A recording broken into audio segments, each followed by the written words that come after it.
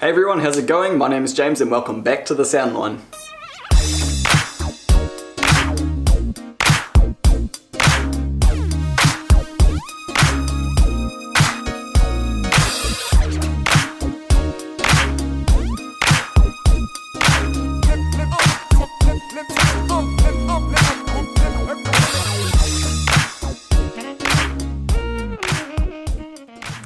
So today I have a slightly different video for you guys. It's nothing to do with audio or speakers, it's actually to do with TVs, and well, let me just show you. I have a box. This is a Vogel's OP1 TV stand. Not something I've seen done a lot, but they're becoming more and more popular across the world. So basically what it looks like, what it is that there. Focus. So basically, it's a TV stand, like a pedestal or an easel, a painter's easel sort of thing. So what I'm going to do is I'm going to unbox this, try and assemble it, have a look at it, the quality, maybe give you some comments on it, see what I think of it, and I might try and mount a TV on it as well and see what it looks like. Alright, sweet, let's get into it. Okay, let's get this open. Oop.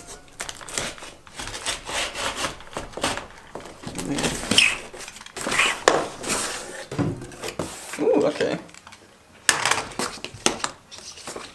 Some quite nice documentation here. All the parts it's supposed to come with and instructions. Well, the quality of the paperwork that comes with it is pretty decent. That's usually a good sign. So we've got one little piece of wood. I honestly don't know what that does. We should probably have a look at the parts list. And oh yeah, that is on there, so that is meant to be there. We can get this out. Looks like this piece comes out next. And this thing, oh, okay, these come out separately. Metal rod.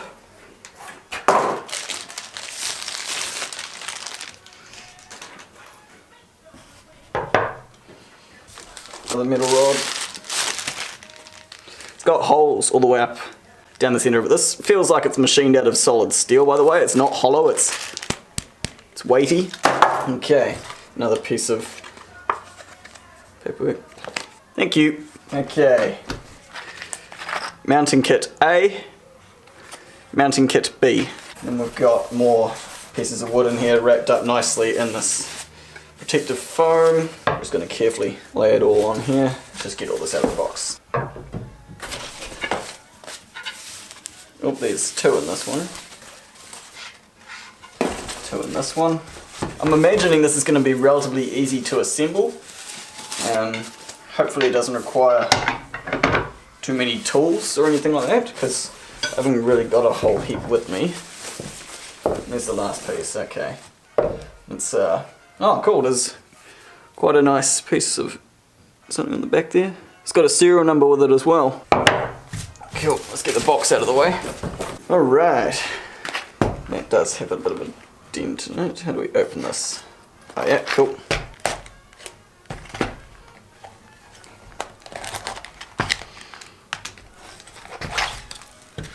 Oh yeah, it comes with Allen keys and stuff like that as well, so that's good. Oh wow, Jesus. Wonder what on earth those are for. Okay, let's try to put this together.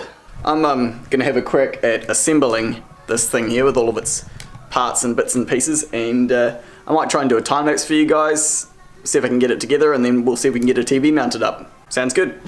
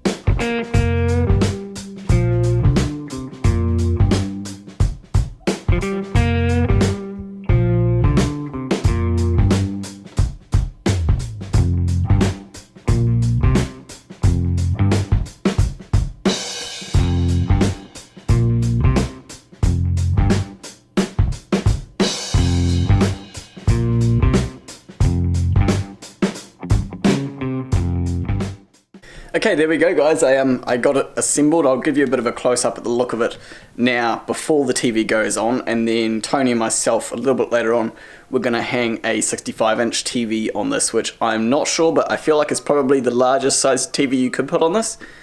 Depending on what the mounting layout of a larger TV, like a 77-inch is, maybe you could do it, but I'd probably have to check the specifications and ratings of it.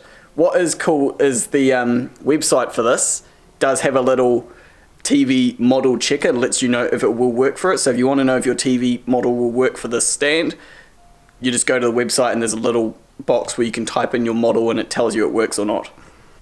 So having a good look at this thing, it felt quite rickety putting it together, but now that it is assembled, it is very solid indeed. This does move, as you can see. It kind of causes that to flex, but what I noticed is when you push them at the same time, they do not move at all. They're very, very solid, so there's no chance of the TV leaning forward or back or anything like that. Very, very solid. There is a little bit of, like, these do move sideways and they rotate, so there is a little bit of sideways movement, but once you've got the TV on there, realistically you're going to have the TV in place. It's not really going to move around, and there's no chance of it all coming apart. This went together very, very solidly. One part I did not enjoy was getting this bolt here through all three of these pieces. I don't know if you saw in the time lapse, but I actually ended up having to use one of these steel bars as a mallet and tap it in, because it was just straight up not going in at all. It was very, very hard to get in. So, I mean, it wasn't impossible. I would have preferred to have like a mallet or something with me. I just felt like it could have been a wee bit easier if it just sort of pushed in. I guess they want it to be hard because they don't want there to be any chance of that coming out, because if that comes out, this whole leg gives way. Which, by the way, does flex, so you can actually see. You can actually, it's an interesting shape. I don't really know what the point of that being able to flex is. Maybe, I don't know, because when it sits down flat like that, it sits down on its feet properly. But anyway, yeah, very nice construction, very solid pieces of wood. There were two dowels that go between these pieces here, as well as a great big self-tapping screw. It's a very, very solid connection there. Went together quite simply. On the back here, I noticed something kind of interesting. This cover here is supposed to remove so that you can run your power cord or something in here, down and out the bottom. So if I take this out here, which just unbolts, by the way, you can see there's a channel, but I have come across a design flaw in it.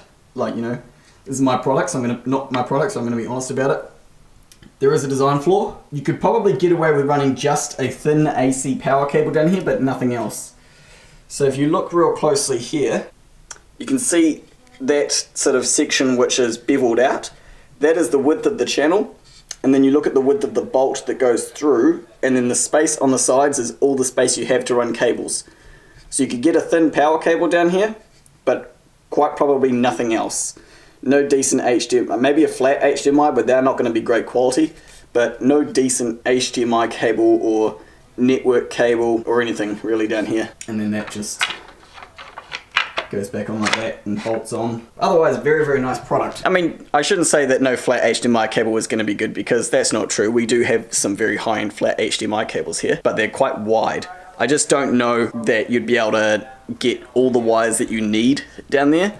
When we install a TV in a house, typically you have power, you have one HDMI cable going to your AV hub, we have an Ethernet cable for network and internet, we have a control cable, which is another Cat6 cable with an infrared beamer on the end of it, emitter, so that we can control it from an iPad. Yeah, so there's quite a few cables. There's no chance of them fitting down there. You could run your power cable down inside there, but that would be about it. So how does the TV mount to this? You're probably wondering, because it looks kind of strange. The way it works, from reading the instructions, basically you get, it comes with all these. So you, depending on your TV, and what shaft size you have and what length you need, these bolts, which have no head on them, go into the TV mounting points, right? You put some washers on it, and then one of the big golden washers, some plastic spacers, then some washers, and then those bolts go through the slot here, The bottom one, I believe, sits on here or on here. I can't quite remember now. But the bolts basically just go through there, and then you get one of these and thread it on from behind. And you tighten it up, and that's how the TV sits on there. I can show you the illustration they have in the instructions here. So you see, so here you put the bolts into the TV with the washers, and then the bolts are sticking all the way through out the other side of the, or hopefully not out the other side, but all the way through the wood pieces. And then these big long these are nuts, like, so they're threaded on the inside. They go on and you tighten them up, and it looks like the weight of the TV is, for this picture at least, set on the bottom rail, and then the top one doesn't bear any weight. You just tighten it up and it stops it from flopping forward. And then they say about running your power cable down through the gap, because apparently doing it this way is not okay. And then you're done. So that's the Vogel's OP1. Was that what it was called, the OP1? Yep, that's the Vogel's OP1 out of the box, assembled. Very happy with the quality. As I say, the only part I struggled with was getting that big fat dowel through the back leg there. In a wee bit's time, Tony and I will get a Panasonic TV out of its box and we'll mount it up. We'll see how it looks. We'll see you then. Okay guys, it's actually the next day now. I didn't end up getting to put the TV on the rack yesterday because unfortunately Tony didn't get enough time after his job to come back and help me put it on. So it's Saturday now, but I've got Dylan here with me, so I'm going to unbox this, where is it, Panasonic 65-inch TV that I've got here. It's the top of the line OLED model, but one generation old, so it's the TH65EZ950. There we go. Yeah, the reason this one is in its box is because we have the newer one, the FZ, there on display.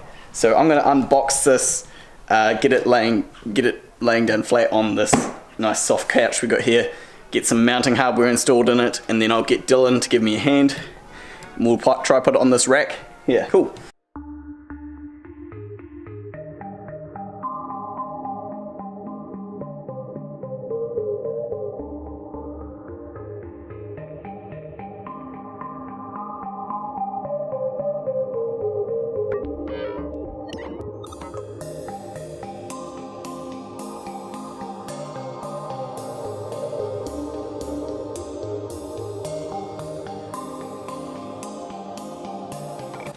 So this kit has come with 4 different bolt configurations. They come with what looks like M5 long ones, M5 shortish ones, and M8 versions as well, so that's quite handy.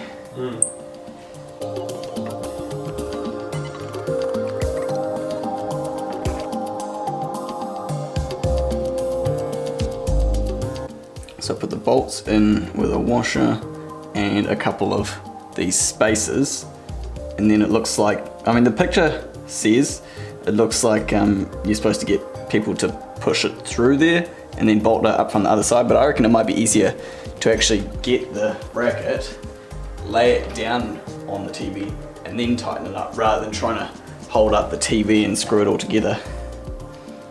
So that's what I think I might do. The trick is you just got to get all these different plastic washers that they give you, spacers, you just got to get the right ones so that your bolts come out the right length.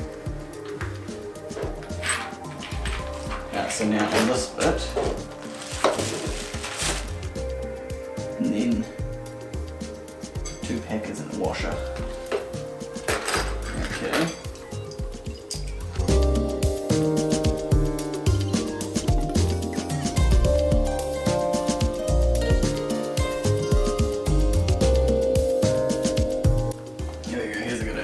Take one of these off and rest it on there and see if you've got the bolts the right amount of length through. Okay, so I need that to be closer. So let's take off the big spacer.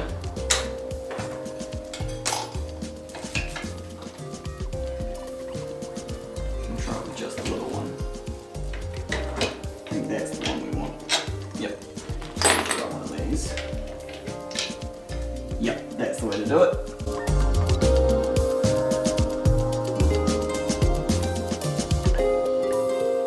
So now, try and lay this down on here in the correct fashion.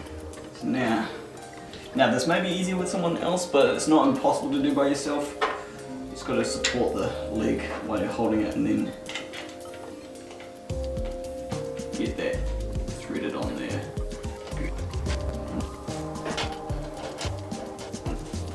Because, I don't know if this is just they've given us the wrong washers or if this is how the kit comes, because the washers they've given us are just the holes in them, the center hole is much bigger than the shaft that needs to go through them.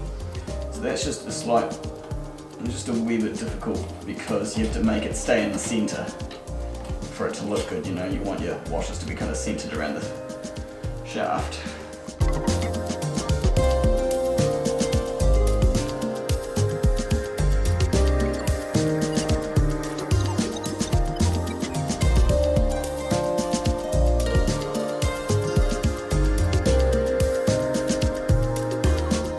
Okay, there we go guys. Yeah, I definitely think it was easier actually having the TV laid down and screwing the easel, if you want to call it that, or the frame to the TV, rather than trying to like slot the TV through and tighten up bolts from behind. That would have been a much more complicated job. So in case it wasn't clear on camera, basically the way they want you to set this up is so that the bottom bolt on the TV is kind of resting its weight on this crossbeam, and then this top one isn't actually resting its weight on anything, it's just clamping onto here to stop the TV flopping forward or back or anything like that. And to be honest, these are done up nice and tight, so there's actually a decent amount of friction simply stopping it from sliding down. But as I was saying, the hard part I was having was just getting all of these washers that they've provided, which I can't show you now, but those golden washers under the bolts there, the holes for them were really big, so they were just a wee bit hard to get centered. But that's not too much of a problem. I wonder if I can put the power cable through this channel, see if I can get that to work. Because I think, oh, here's the power cable. I wonder how much I've got. Get it through there. Might as well see if we can use the special channel thing that they built for us, if we can. Not much will actually end up coming out of it. It would need an extension cord. Oh, we might as well. See the whole purpose of it, the whole point.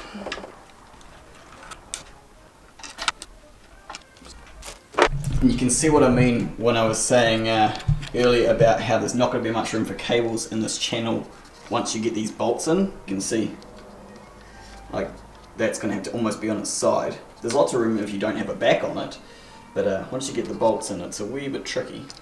Let's see if I can do it. Oh yeah, not too bad. Just got to kind of poke it in there like that and then push the cable aside and then down into the hole.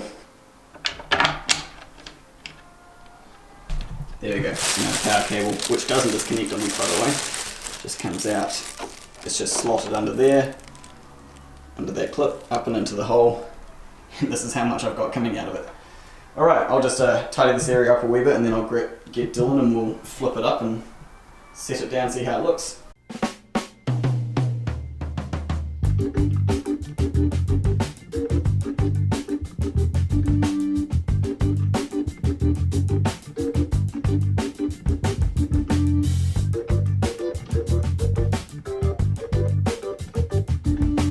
Okay, there we go guys. It's all mounted up and on its stand easel thing. I do quite like that it's actually quite easy to slide around the ground on the carpet. It might be different if you have like a thicker carpet like this, but we've got quite hard wearing carpet in this store, which is very flat and thin, and it slides around quite easily, so that is good. I mean, I guess it's good if you've got hardwood floors, you can just put some foam pads under it and it'll slide around nice and easily. But otherwise, yeah, no, it looks good. I think 65 inches, yeah, you definitely wouldn't want anything bigger. I think 65 does just look a wee bit funny. It's quite big compared to the size of the easel itself, or the frame. The stand, you can call it whatever you want. Maybe a 55 inch would look a bit better, a bit more natural. This is what it looks like from behind. Yeah, the big mess of cable, just because that's all the cable we have coming out of there. So all of that was like, I mean, you could just come straight down if you wanted, but you know, thought I'd give it a go. So yeah, there we go. It Okay, because you're probably wanting to know how much it moves. So it does have a little bit of flex in it, and this is with a, not a very heavy, but a big 65-inch TV. It does flex a little bit. I guess it means it will absorb a bit of vibration. Is it leaning forward at all? Let's try and see if it's leaning forward. It is leaning forward slightly. Interesting. Whether or not we could do anything to stop there, I don't know. What you could theoretically do is have less washers or spaces in the top and more at the bottom, which would result in it being more leaning out, I guess. But yeah, I don't know if there's much else you could do about it wanting to lean forward. Or you could put some little feet, some taller feet underneath the front legs to lean it back a wee bit, but it's only slightly off. Let's have a look and see exactly how much it's leaning. Just check that this is accurate. Yep, that's accurate.